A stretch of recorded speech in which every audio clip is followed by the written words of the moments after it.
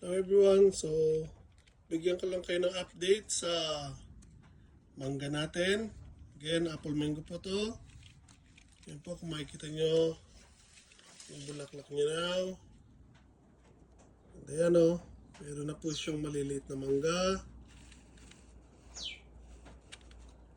So, quick history sa mangga po natin. Nakalagay lang sa plastic container.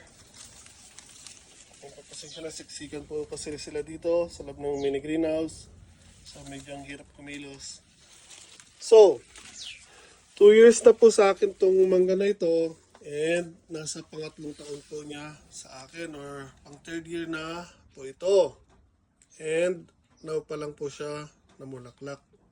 Or now lang nagtuloy yung bulaklak niya. Kasi last year nagbulaklak siya pero hindi po nagtuloy.